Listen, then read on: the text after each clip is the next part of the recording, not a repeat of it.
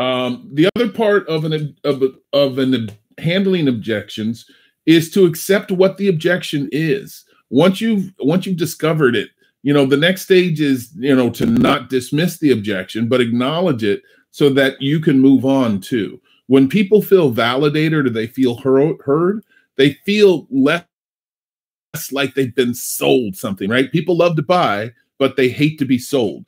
And sometimes we'll put that salesman-y hat on, and we're really kind of, rather than influencing someone, trying to manipulate someone into giving us the yes. And typically when you're trying to manipulate someone in a negative way, that's historically when you'll have what's called buyer's remorse. They'll think about it and they'll call you back either later on that night or the next day or something like that. And if you've gone into contract, they'll want to get out of the contract because they're emotionally feeling manipulated, and they've had time to sit back and really kind of analyze what just happened for them. So if you acknowledge the person along with the objection, like, I hear you. Everybody's concerned about price. That's what's called a feel, felt, found method, right? I understand. Many of my customers feel the same way that you do. Some have felt like they may not be able to move beyond it. But I've found that if we talk through it and get a full understanding of what you're committing to, you're able to move forward. That's where that feel, felt, found came from. Feel, felt, found, how someone feels or how others may have felt, others feel about the same scenario, how someone may have felt about it in the past, and you found a solution or found that if this thing happens, then this next thing will happen. Okay. So objections can be scary at first, and people fear your reaction, which is why, earlier I said, people don't always tell us the truth. What we call a lie or points of omission. And the reason why people don't tell us the truth is as we develop relationships with others, typically, we don't like to reject someone face to face. Think about it like this, and I'm sure you've all gone through it. When you encounter someone who may be in need or someone who's asking something of you. So let's say if it's someone who's homeless, right? Some people will say, somebody's asking for change or something. Oh, no, sorry, don't have any money on me. Or, yeah, I'm only using a credit card, right? And you've got $1 or $2 or $3. The reason you lie to that person or don't tell them the truth or acknowledge what you actually have is people have a hard time rejecting someone to their face, right? It's a structural component of human beings called empathy. We have this artificial empathy that we sometimes create in order to keep ourselves safe and from harm. And by rejecting someone to their face, it makes us feel poorly about ourselves, which is why we'll tell a story. Okay. So that's what happens sometimes with you when you're experiencing rejections from your clients, is they don't want to tell you no to your face. So they'll tell you something else to make you move away from the process of trying to get them to do something or influence them to do something. So accept the person. It builds trust for both of you. Accept the fact that they're going to have fears and they're going to be confused and have natural anxiety about moving forward. Again, buying a home is a big step, right? Selling a home is a big step. And people don't take big decisions lightly. They want to make sure that you are their ally, that you are the person they can trust. Think about what we do on a daily basis. Our job is what's called fiduciary capacity. We build relationships of trust over and over and over again. And when you pressure someone into a process, in other words, you don't recognize that the objection has many layers to it, and you're trying to force them to perform based on whatever reason, you're damaging your fiduciary relationship or your fiduciary capacity, which is that relationship of trust. Okay, make sense? So accepting is a big part of handling an objection. Commit to the process. This is when we really get serious, right? We've already identified the objection. We've asked multiple questions in order to make sure there are no additional objections that are teed up right behind that objection. We've accepted the objection and the person. We've acknowledged that they may have fears and concerns, and we've provided them with aspects of trust and respect. Now comes the commitment part. It's once we understand and trust, this is our opportunity for what's called a trial close, right? A trial close is that thing to where we're kind of feeling the water. We're making sure that we've gotten every roadblock out of the way so we can move forward with a pen to paper, or them committing to a process of purchase or selling. All right.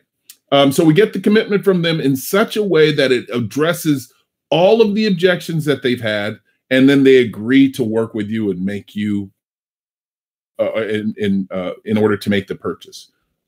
So we've got to commit to it as well. Again, if any of these steps are lacking, if you didn't listen thoroughly, right, you're going to probably lose out because you didn't hear what the real objection was. You're going to continue to be putting out fires of objections because you don't really understand what their motivation is. You didn't accept them or their objection as, a process of fear, and not merely that they don't want to work with you. You haven't provided them with enough information. It's going to be difficult for you to make the commitment to move forward.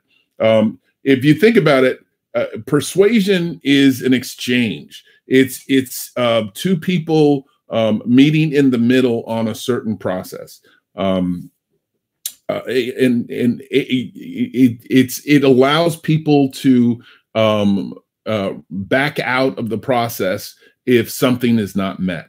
Okay, and then we create action. Then we start creating action. Right. We've listened, we've acknowledged, we've made the commitment. Now we need to move the thing forward.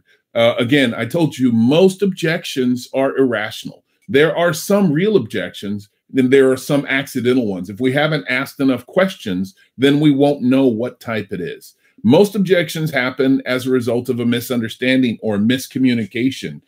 They may have an idea. Every consumer on the planet right now, whether it's a buyer or a seller, has access to the same information each one of you have, right? We're all licensed practitioners, but because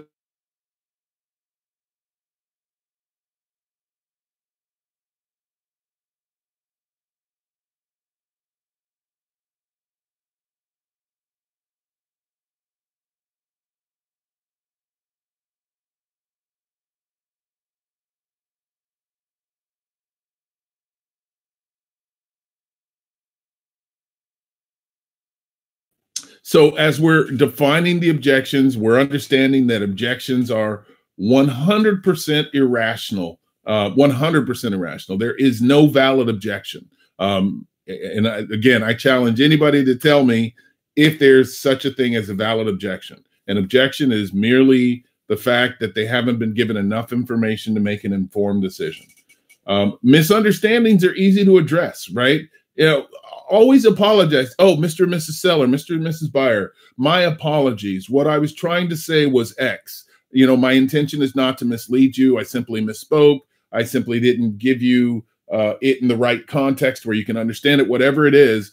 But always take the onus on yourself to apologize, because while communication is a two-way street, when you're dealing with a customer, you want to own what most of that miscommunication is. People think differently, or people receive information differently. And it's your job to match the tone of the customer that you're working with, right? Sometimes we call it mirroring, or it's a form of mirroring. Handling objections sometimes take work. But, if you really do your job, follow those steps that we just talked about, then you've got the sale or you've got the listing. But you've got to invest the time right up front. That's part of your commitment to actually getting the sale. Keep in mind, every time you go out and work with a buyer or meet a buyer or potential buyer, every time you're potentially meeting someone who may want to sell their home, is literally, you've got different stages of the close. Right off the bat, when we're meeting someone, we are just merely closing for the appointment. That's all it is. If you're wanting to list someone's house, you're not trying to list their house on the phone. You're not trying to list their house at the doorstep. It's just an appointment. Again, it's like a date. You want to move the thing forward. When you're working with buyers, it's not you're trying to sell them on a house right now. You're only selling for an appointment so that you can get an opportunity to sit down with them, be face-to-face. Thing that may be a hurdle or a roadblock, which we call an objection, and then move it forward so that they actually become your client. Okay. So you're persuading your way through an objection, and it means working to change the way that they're viewing the objection. Sometimes we reverse the objection. We'll state it out loud, and then we'll reverse it so that they can see how illogical it is. Well, I was really hoping for, a house with blue walls. So, Mr. and Mrs. Buyer, just to make sure I understand. So you're wanting to have a house with blue walls, and these walls are pink. I've heard that, Kelly Moore is having a sale on paint. Maybe we could work on finding the exact color that may make sense for you. Would that be okay? Right? They're now realizing that's illogical. And then you can get at, is there something else that's preventing you from wanting to move forward with this particular property? It's not the blue walls, because that's an irrational objection. There must be something else that's causing them to not move forward. And sometimes you're going to uncover a wholly different thing. Well, I'm really worried, my spouse might lose their job, or, I'm worried about, the proximity to my children's school, all those things. And it allows you to uncover a better path to getting them committed to moving forward with you. Okay. You can also concede your way through an objection, sometimes by just acknowledging, yes, you're right. Yes, you're right. Sure, that makes sense. Yes, I understand that. Then you can also lower or reduce that objection. And then it also leaves the door open for, if you weren't able to resolve that objection today, that you can come back and revisit it at a later time. Okay. Concession can be a useful approach if you're in a hurry, but it's also kind of a threatening behavior in a way if it's not done right, because it's more of a threat to your business than it is to the customer. Sometimes we'll concede, yes, Mr. and Mrs. Seller, or Mr. and Mrs. Buyer, I'll make sure that this happens, or I'll take care of that myself personally. And then they have a laundry list of things that they want to do, right? It's that old adage of you give a person an inch and they'll take a mile. You have to be real careful sometimes with how you're conceding or making a concession so that you can move forward. When we talk about objections, or when we talk about the sales process or the prospecting process, our first goal is always to find customers. And again, when we find customers is when we most often see or hear objections. So if we can find the customer, overcome their objections, we're showing the features and benefits of why something may make more sense, then they're more than likely willing to move forward with you. Again, that investment of time up front is invaluable. Some of us don't actually do that. Some of us are so happy in the fact that someone is willing to work with us that we often skirt some of these steps that are necessary for us to be successful. So invest that time up front. Your interview process is everything. When you first meet a potential either a suspect, prospect, or lead, you really need to spend a detailed amount of time through the interview. And you need to let them know that up front. You're managing that expectation so that you're reducing the amount of objections that you may or may not hear. I said earlier when we started, what's probably the biggest objection that we'll hear? And it's almost always centered around money, almost always. Don't have enough of a down payment. The property's too expensive. I wasn't looking to spend that much. Whatever it is, right? It's almost always centered around money. And we treat that as an objection. I've heard many agents or looked at many agents' notes, and they'll say, well, what I'm going to do is we're going to revisit it in the summer. They're going to get a raise, or they're going to do these things. And we know that buying a house is not a short-term process. It's not I'm going to buy a house for a year, live in it, and then I'm going to turn it over, and then I'm going to get a bigger house, and I'm going to do those things, right? it's a graduation of steps, and it's realized over time. That's why we have things like 30-year fixed mortgages, 15-year fixed mortgages, is because it's a process of time. It's not an immediate event. And then we have to understand, why is it that someone wants to transact real estate, whether it's from the buy side or the sell side. But we have to understand why someone's wanting to transact. What is their next transition in life? And if we're not spending time in the interview getting to know someone, building trust and rapport, then we're kind of cheating them, and we're cheating ourselves. So I submit that interview process, often called a patterned interview. And the reason it's called a patterned interview is we're asking a series of structured questions to elicit certain responses that allow us to move forward. It's also a method of uncovering hidden hurdles that may bite you, and may bite you later on. And that's kind of what we're talking about today, is uncovering those things so that we're not stuck at some point in the near term going, well, I'd asked them about money, but they said it was fine. And then, then later on you uncover the real thing. Okay. And if anybody is not sure how to conduct a pattern interview, definitely reach out to me. I will send you a format on how to conduct a pattern interview, either for a buyer or for a seller. But like I said, money is probably the biggest objection we run into. So in that pattern interview, you're asking questions up front. And I know for most of you, it feels uncomfortable delving into someone's personal space like money. People are more guarded around things like money or aspects of money than almost anything else. And particularly in this day and age, when there's aspects of fraud, there's scams, there's criminal collusion that happens even in our business. There's all kinds of things that happen that make a consumer wary about sharing financial information with just you, the realtor. One of the easiest ways I've found to overcome a financial objection, either them hesitant to tell you how much money they truly have to use as a down payment, what they can truly afford, how much they're truly making, things like that, is to introduce them to your lender on that initial meeting. And the way you do that, or the most efficient way to do that, is, Mr. and Mrs. Buyer, have you had an opportunity to work with a lender yet? Are you working with a lender now? Okay, that's great. Who's your lender? Do you mind if we give them a call just so I can introduce myself, right? That's a way of opening the door for a relationship if they're already working with someone. That way, everyone's aligned, right? Now they can't well, my lender hasn't gotten back to me. The lender knows that they're now working with a professional, and you're also asking permission to continue to communicate with their lender so that you can make sure that you're meeting that buyer's needs. Another way of doing that would also be to, if you have a lender that you work with, let's say like Michael Bardalis or Grace Davis with Radius Mortgage, then you would say, Mr. and Mrs. Buyer, listen, it's super important that we understand what you look like financially. I would hate to take you out, show you something, have you absolutely fall in love with it, only to find out it's not within your budget. That would suck, right?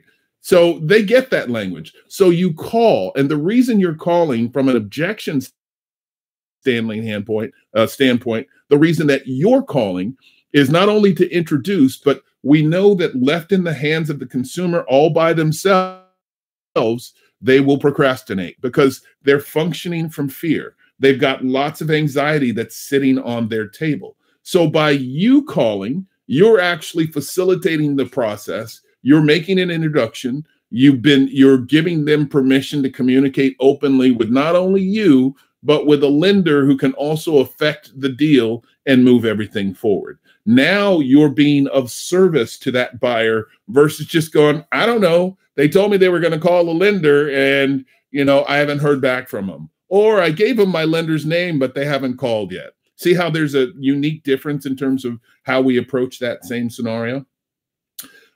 There's different types. First of all, any questions on what I just covered? Okay. So there are many different types of objection handling techniques. And I'll go through a few of them. In future sessions, I'll go through them more in depthly, but I just kind of want to give you an idea of what some of these things are. You may already be doing these things and just don't know that you're doing these things. But, there are structured components to every process when we're interacting with another human being. And because while we're building relationships, and this isn't truly a sales business, there are aspects of selling that we have to be familiar with, or the sales cycle, so that we can actually move the process forward. So one thing that we do probably very often, we do this with our spouses, we do this with our children, we do this with our family, is what's called the boomerang method, which is giving back to them what they gave you. I'm not sure about this house, it's too high. So the price is too expensive. It's too much for you. This house has everything: 4 bedrooms, 2 baths, pool, big yard. Was there something more you were looking for? If you're giving it back to them, it allows them to actually, again, remove any concepts of this is a rational notion or a rational objection. Another technique is what's called objection chunking. So that's where you're taking a higher or lower viewpoint. So you're basically bundling an objection, and you're either elevating that to where it completely sounds absurd or ludicrous, or you're lowering what the point of it is to where it no longer has impact for them.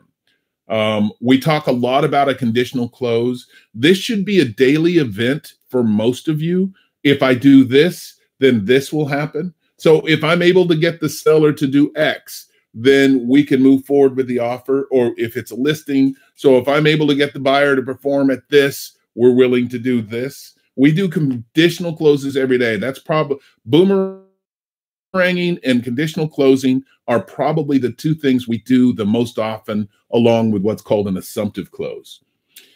When someone gives you an objection, rather than be mad or sad or frustrated, be curious. So you don't like a house with blue walls? Tell me why. Did you have a bad experience as a kid? Make a joke out of it almost. But be curious. And when you're curious, it allows that person to expound on why they're objecting to whatever that thing is, or why they're presenting in such a way. And again, all of these methods are designed to remove the hurdle of the objection. If you keep in mind the notion of objections are 100% irrational, these are steps or processes that allow the consumer to quickly understand that these are irrational. And again, objections are always based in anxiety and lack of information. And that lack of information is what actually creates the anxiety. We tell somebody something, it sounds good initially, but they need a little bit more, right? They're just by nature. And we're also very hyper protective of ourselves by nature. And so when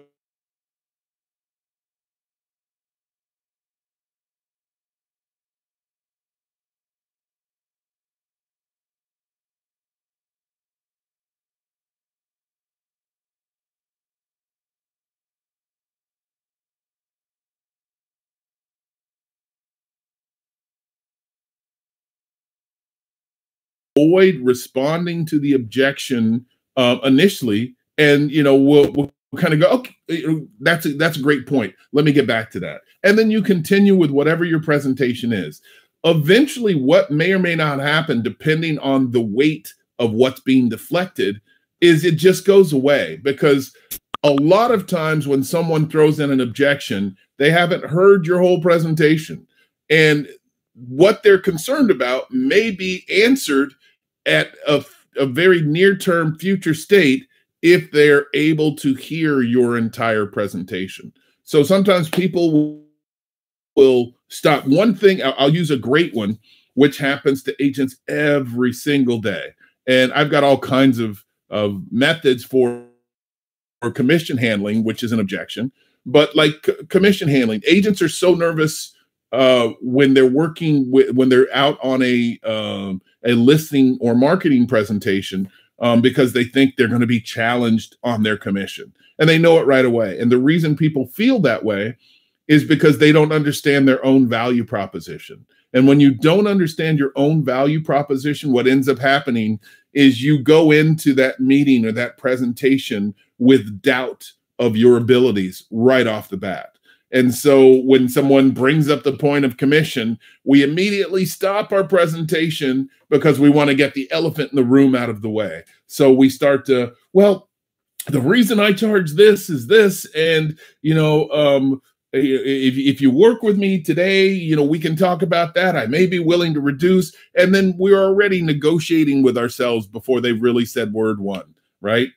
So that's a good reason to deflect. Mr. and Miss Seller, that's a great point. I'll get at that as we go through, right? You don't have to answer it right now. And there's nothing wrong with not answering it immediately. I've already talked about the feel, felt, found method. Many people I've worked with have feel the same way you do. They felt like, if they were to move forward, something catastrophic may happen. But I've found that if we put all of our cards on the table, there's an easy way to move this process forward. Feel, felt, found. That's another thing that we do on the regular. Some of you just don't know that's what you do. And then, of course, humor. Responding with humor rather than frustration. One of the easiest de-escalators of frustration is saying something funny. Now, you don't want to be a clown and you just constantly say something that's funny or off-putting, because they'll feel it in that same way. It'll be a distraction more than it'll be something that actually moves the process forward. But little elements of humor or wit in a very stressful situation allows everybody to relax and feel more comfortable in the process.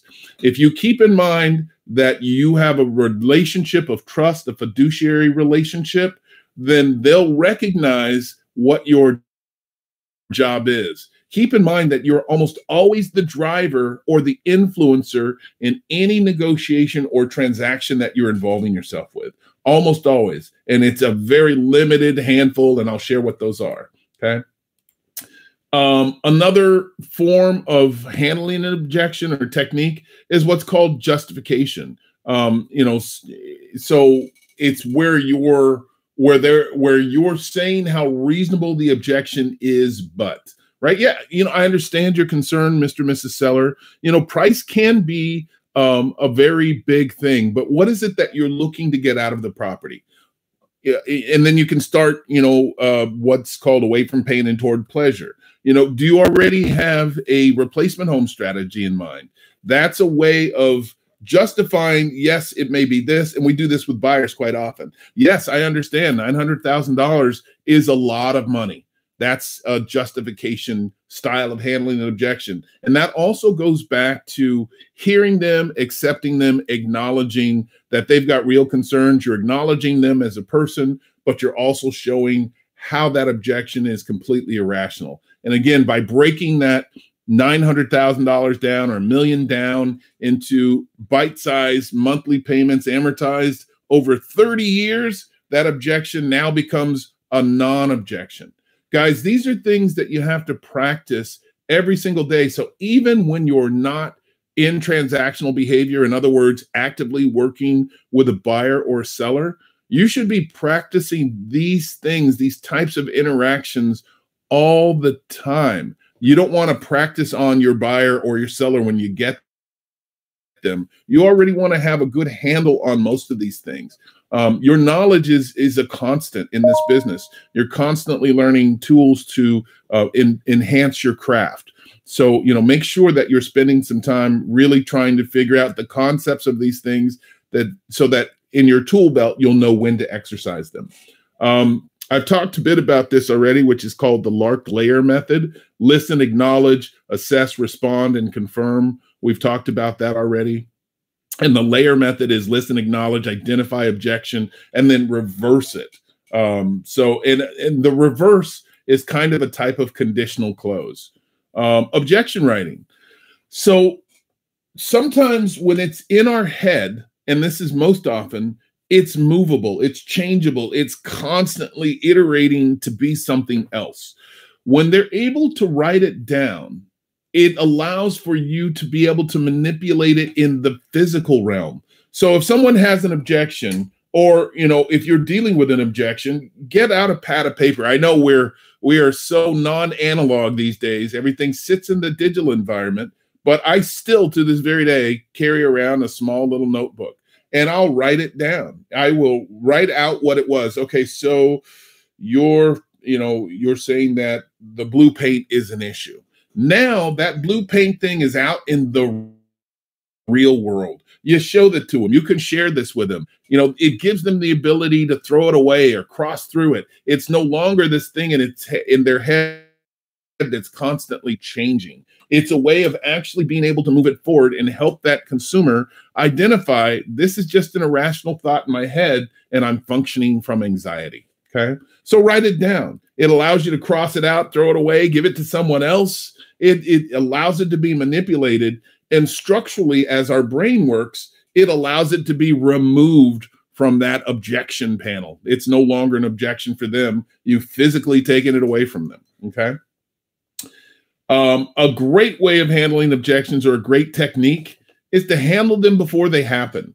Guys, if you are very on your game, you will already be doing these things or have learned how to do these things, which is, now, Mr. and Mrs. Buyer, before you object to the price, I know $900,000 is a lot of money and you feel like it may be above your budget, right? Now it gives you the opportunity to break it down to its smallest point, to where it's absolutely affordable and they can move forward with confidence and not feel overwhelmed that they're buying this big $1 million house that they think they can't afford. Because when we continually say that big number in our head, it overwhelms us. It's scary. We're like, oh, I just spent $1 million. Well, in reality, you didn't just spend $1 million. You committed to $1 million property, but it doesn't mean you spent $1 million, because 9 times out of 10, they may transact at a later time to sell what they spent $1 million on, or what they think they spent $1 million on, for more than what it's actually worth. It's that little thing that we call appreciation or equity. So it's helping them to understand, while we're paying $1 million for it, and how finance, they may be paying an additional amount. If they carry that house all the way to term, which is 30 years, most consumer behavior these days, your average homeowner will keep a house anywhere between 8 and 10 years. And it depends on what stage they are in their life, of course, too. At my age, I'm at my forever house for sure, or at least I think I am, but I don't know that for sure. So keeping those things in mind, and it helps you to understand, again, how objections are irrational. But you yourself have to be able to understand what that process looks like so you can help them understand. Okay? I'm only going to cover a couple of more points because we're nearing our time frame. Pushback. Again, it's perfectly okay to go, Mr. and Mrs. Seller, Mr. and Mrs. Buyer, come on, really? Are we going to hold this process up over this? Tell me what your concerns are about this. We're all together right now. Let's talk about this. It's okay to push back sometimes. It's not okay to be rude. It's not okay to be dominant. I just had an agent that I was dealing with the other day who was very frustrated because his seller had some concerns. And surfacely, it may have felt like that seller was being irrational, but he handled it poorly because he took it personally. And when you take it personally, and when you make it about, I'm the practitioner and I know more than you, it's always going to go badly. Always, 100% of the time. It's a collaborative, right? It's a you explaining to them why you're wanting to proceed in a certain way, or why they should proceed in a certain way. It's not you exercising your dominance and showing that, you know what, I've done this forever and you're not listening to me. That's kind of the wrong approach. And then, of course, reframing, right? If we hear an objection and we state it differently or reframe it, again, it gives them the opportunity to realize how irrational that objection is. All right, I'm going to use this as a natural stopping point, and I will pick this up again next week. But I wanted to open up the floor for questions, some of the things that you guys are doing, and how you're moving your business forward. So feel free to unmute your mics and, let's have a dialogue. Questions, comments, concerns? Anything you want to add for the good of the group? situations that you may have encountered? Are you guys all going to be shy on me on a Friday? On St. Patrick's Day? Really? All right. Well, that makes me know I did a good job then. So any questions, guys? Okay. Well, go ahead. Oh, I was going to say no questions. Okay. Thank you. That was good. Oh, good. So, guys, as always, I appreciate you participating. I appreciate the time that you've taken away from your busy days to, participate in this. I'm always a fan of continually learning, continually growing your real estate business and your real estate knowledge. Again, real estate's a continuum, and the more we know, the better we get in the long term. So have a very productive day today. I know for some of us, it's March Madness weekend. For me, for sure. But have a very productive day and a productive weekend. Don't hesitate to reach out to me if you have any questions about what we've covered today. All right, guys. Take care. Thank you. Appreciate your time. Bye-bye. Thank you. Goodbye.